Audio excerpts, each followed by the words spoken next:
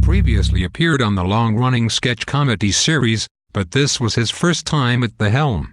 RuPaul, 59, made a triumphant hosting debut on Saturday Night Live, appearing in almost every sketch of the night. The star of RuPaul's Drag Race was joined by Justin Bieber, who played 2 songs from his highly anticipated upcoming album Changes. The opening segment featured a rundown of Friday night's Democratic debate ahead of the New Hampshire primary. The skit featured guest appearances from Jason Sudeikis as Joe Biden, Larry David as Bernie Sanders and Rachel Dratch as Amy Klobuchar. RuPaul emerged in a stylish magenta suit with a hot pink shirt. "My name is Ru," which is short for RuPaul's Drag Race, he joked. Despite skipping his drag attire, he joked that he was still wearing his grandmother's panties. After the break, Ru and his family joined in a game of charades after going over to a friend's home for dinner. Ru's family faced off against the home team and bet thousands of dollars on the game. The match was complicated after they turned out to have never heard the rule about not talking. Next, RuPaul led a pre-taped sketch where he got fed up with a drag photo shoot.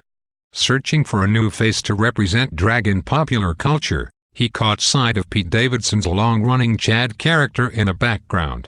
The drag pioneer taught Chad the basics, and Pete emerged dolled up in a curly black wig and a beige dress before crashing down in his high heels. "Okay, bye RuPaul," he said after giving up following a disastrous lip-sync. RuPaul appeared again after the break as part of a group of co-workers getting dinner after a day at the office. After A.D. Bryan tried to split the bill evenly, Heidi Gardner briefly complained that she didn't have any of the wine, before agreeing to just pay for it like everyone else. But then Cicely Strong and Ru, who wore "80s style dresses and big perms, spoke up for Heidi as if she were being exploited. "The last thing I want is to cause a fuss, but I cannot sit here in silence for one more moment while this unequal, unjust action unfolds," shouted Cicely with a Southern Belle accent. A fake commercial followed for the zany memory game Poopit, which seems to be a hit with a group of teens. After their dad, Beck Bennett, struck out, he became obsessed with the game and spent all evening trying to play it while drinking heavily. Eventually, his wife, Heidi, arrived at home to yell at him for forgetting to drop off the kids 2 hours ago. RuPaul was back playing himself as a guest speaker at a library. After a mother, Kate McKinnon, introduced him to her daughter, who was just starting to read, he proceeded to mercilessly roast her. "Caitlin, sweetie, I bet you have plenty of washed-up, basic little friends that you cannot wait to read for filth, am I right?" The first book he read was the classic Eloise, but he didn't get any further than roasting the cover. "Eloise, you need to call the front desk and get a hot oil treatment for that broom on your head," he said. "Should we leave?" asked Egon Wadim, playing one of the other mothers. "Absolutely not," said Kate.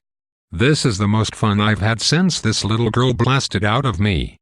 Justin Bieber made his first appearance of the night next. He sang his recent single Yummy, an ode to his wife Hailey Bieber. The pop singer performed in a floor-to-ceiling green room with a double bass, cello and acoustic guitar. He kept the hand in his pockets and only swayed side to side, until the lights went out. The room was bathed in shadows, and a troupe of backup dancers appeared to support his moves. Supporting player Chloe Fineman was a guest on Weekend Update to talk about Sunday's Academy Awards and what she'd learned from the nominees. First up, steering wheel acting. "You've seen it, it's that scene in every Oscar movie where a broken woman is finally alone in her car and just lets it all go," she said, and she erupted into overly dramatic sobs. The segment was an opportunity for her to show off her impersonation skills while playing Knives Out's Ana de Armas and Judy's Renee Zellweger. She even got in a zinger aimed at Colin just after he asked if she learned anything from non-vehicle performances.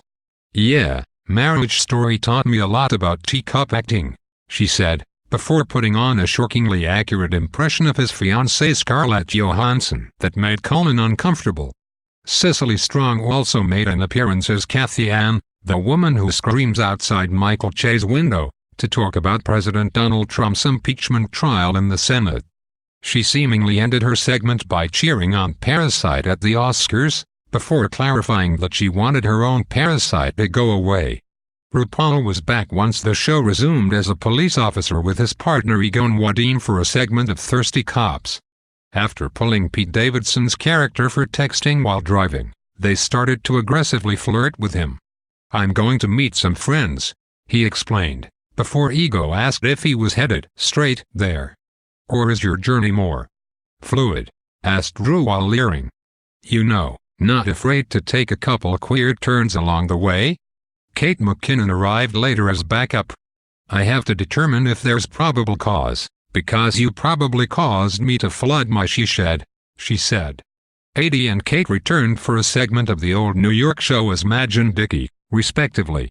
The two women reminisced about how New York used to be before everything changed, though it turns out they were pining for the city circa 1994.